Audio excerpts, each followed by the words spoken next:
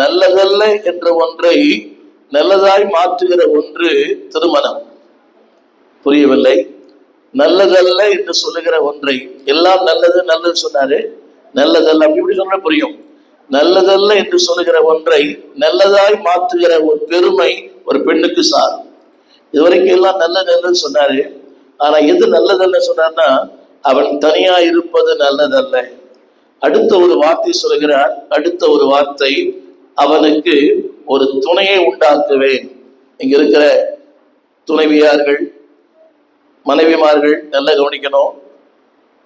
அதாவது நல்லா இல்லாத ஒரு குடும்பத்தை நல்ல குடும்பமாய் மாற்றத்தான் ஆண்டவர் பெண்ணை உண்டாக்கினார். புரிந்து கொண்டவர்கள் ஆமீன் சொல்லலாம். அதாவது சிறப்பா இல்லாத ஒரு குடும்பம், நன்றாய் இல்லாத ஒரு குடும்பம், நன்மைகள் இல்லாத ஒரு குடும்பம், ஆனால் சிறப்பு இல்லாத ஒரு குடும்பத்தை சிறப்பு சேர்க்கத்தான் ஆண்டவர் பெண்ணை படைத்தார் என்று ஒரு பக்தர் எழுதுகிறார். இது உண்மை. அந்த வார்த்தை பாருங்கள், நல்லதல்ல நல்லதல்ல. அடுத்த வார்த்தை, அந்த துணை என்ன செய்ய தெரியுமா? நல்லதில்லை என்று சொல்கிற ஒன்றை நன்றாய் மாற்றும். காயத்ரி, ஆண்டவர் இன்னைக்கு முன்ன இந்த இடத்துல கொண்டு வந்த நோக்கமே, அதாவது இந்த குடும்பத்துக்கு நன்மைகளை செய்யும்படியாய். அதாவது அந்த வார்த்தை சொல்றேன், இட் இஸ் நாட் குட். நம்ம என்ன சொல்றோம்? அன்னைக்கு ஒரு வீட்டுல கேட்டேன், என்னங்க உங்க கணவர் குடிக்கிறாரு, அவர் இப்பதானா குடிக்கிறாரு, 20 வருஷமா குடிக்கிறாரு, உங்க சபையில வரும்போதெல்லாம் குடிச்சுதான் இருக்கிறாரு. கவனிங்க, நல்லா கவனிக்கணும்.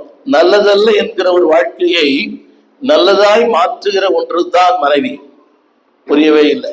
அவர் எப்படி வேணா இருக்கலாம், அவர் யார் வேண்டுமா இருக்கலாம், ஆனால் நல்லதாய் இல்லாத ஒருவனை நல்லதாய் மாற்றுகிற ஒன்றுதான் மனைவி. அவன் சொல்ல மாட்டீங்களா? இது காயத்ரிக்கு மட்டுமல்ல, எல்லாருக்கும். இன்னைக்கு பிரச்சனை என்னன்னா, நல்ல குடும்பங்களை, நல்லதா இல்லாத குடும்பங்களை மாத்துற பெண்கள் தான் அதிகம்.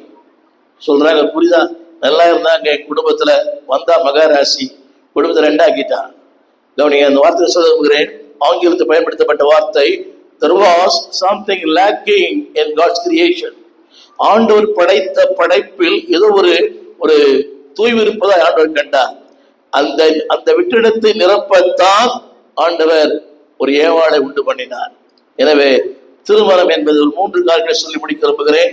It is a divine institution of God. இது தேவனால் நியமிக்கப்பட்ட ஒன்று. கவனிங்கள், இப்படி சொன்னாங்க, marriage is made in heaven. எத்தனை பேர் ஒத்துப்பீங்க தெரியல. Marriage is made in heaven.